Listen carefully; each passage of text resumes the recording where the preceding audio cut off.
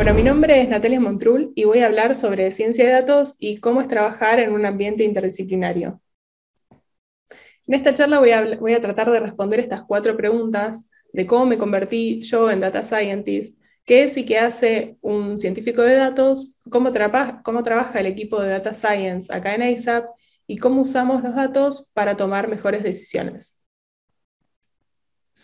Yo soy doctora en Ciencias de la Atmósfera y los Océanos y antes de entrar a ASAP investigaba cómo el cambio climático puede afectar en el futuro a los sistemas hídricos y cómo ciertas decisiones o acciones que tomamos pueden tener consecuencias tanto políticas como económicas. Desde chica me daba muchísima curiosidad cómo el diario o las personas que comunicaban el tiempo en la radio o en la tele sabían cómo iba a estar el tiempo en los próximos días. Podía entender cuando mi tío que vivía en el campo observaba cómo cambiaba el viento y enseguida decía que a la tarde iba a haber una tormenta, aunque el día estaba completamente soleado y no había ni una nube en el cielo. Él hacía una observación, tenía el dato del cambio de viento y sabía que seguido a eso se venía la lluvia y el frío del sur. Pero si le preguntaba cómo iba a estar el fin de semana o los próximos días, o cómo iban a ser las lluvias en los próximos meses, no me lo podía responder así de fácil.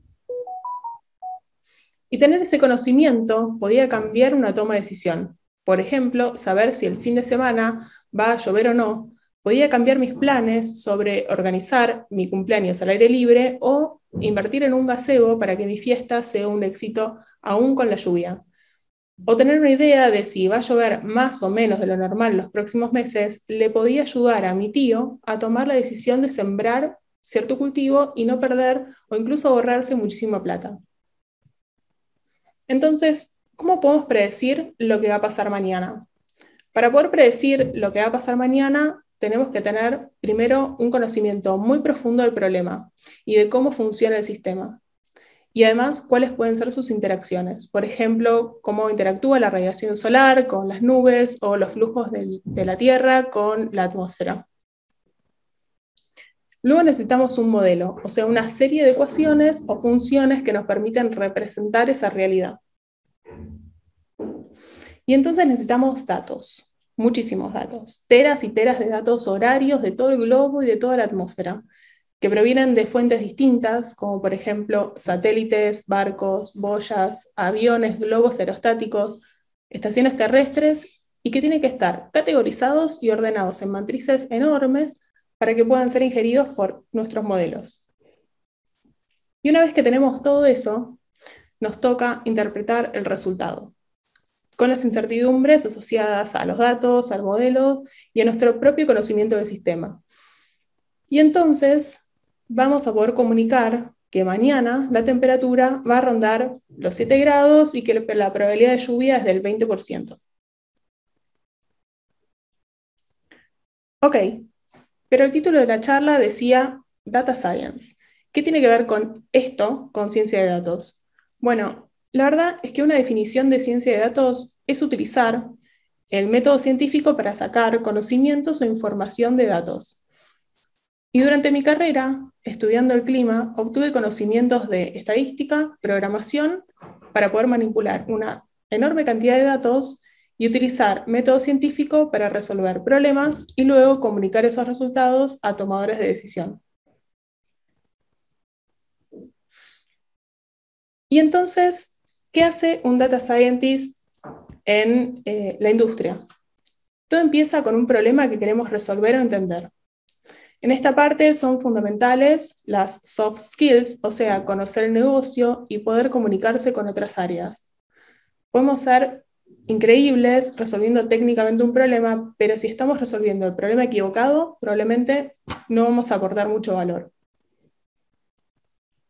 Una vez que entendemos el contexto, tenemos que salir a buscar datos. A veces tenemos mucha suerte y un equipo consolidado de de engineers mantiene una base de datos y esos datos ya están prolijamente acomodados y listos para usar. Para este paso también es muy importante saber interactuar con bases de datos y una herramienta muy útil y muy universal es SQL. Una vez que tenemos los datos, tenemos que preguntarnos si esos datos son confiables. En este paso podemos hacer sanity checks que nos permiten confiar en que la data con la que vamos a trabajar está realmente bien. Por ejemplo, tenemos que ver si hay datos faltantes, si hay outliers, y si los hay, si los podemos explicar o es un error de la base de datos. Sin duda es un trabajo súper tedioso y consume muchísimo tiempo, pero tenemos que pensar que los datos son la base de nuestro trabajo, y si esto está mal, todo lo demás también. Una vez que confiamos en esos datos que vamos a usar, tenemos que entender si estos datos son relevantes realmente para nuestro problema.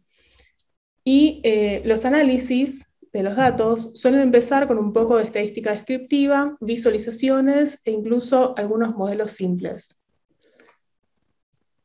No siempre nos toca modelar el problema. A veces con un buen análisis de datos podemos resolver el problema y con eso basta, pero a veces el problema lo requiere y tenemos que modelar. Esto depende muchísimo del escenario, pero puede involucrar herramientas estadísticas o de machine learning para descubrir patrones más complejos o reducir dimensionalidades. Como paso final, hay que sacar conclusiones de todo el análisis que hicimos y tenemos que compartirlas con el equipo.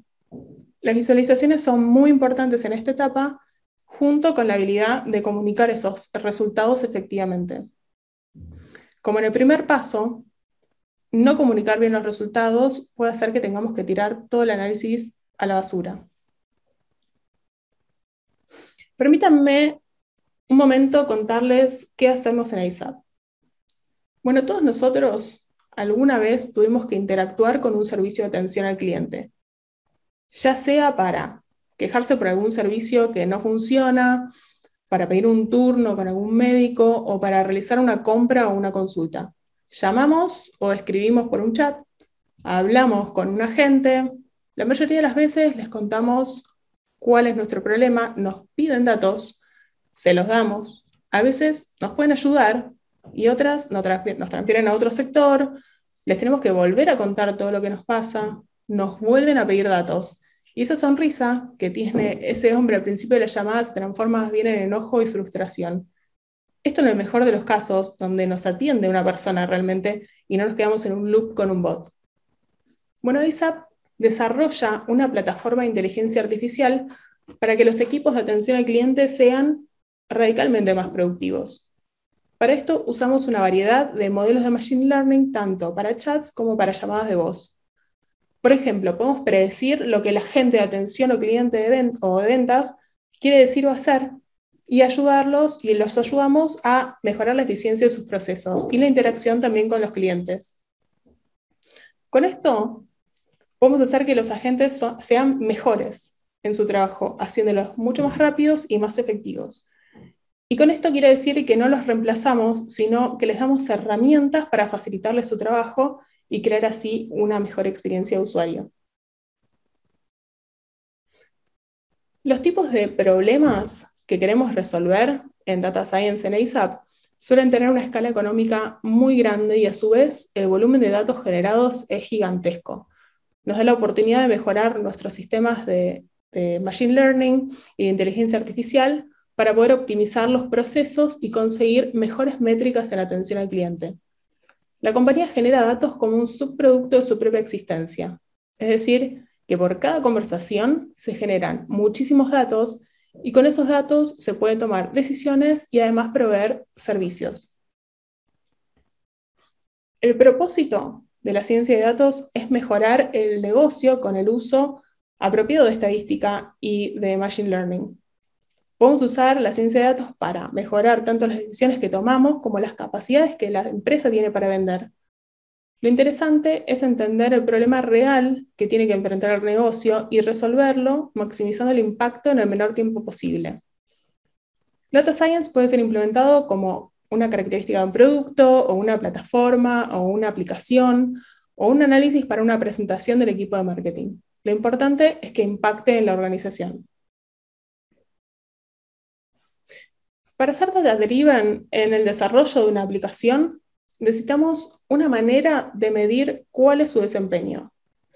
Si introducimos algo nuevo, queremos saber cómo ese nuevo feature impacta en la eficiencia de la gente. Por ejemplo, una de las aplicaciones de ASAP es sugerir posibles respuestas a la gente en base a lo que escribe el cliente.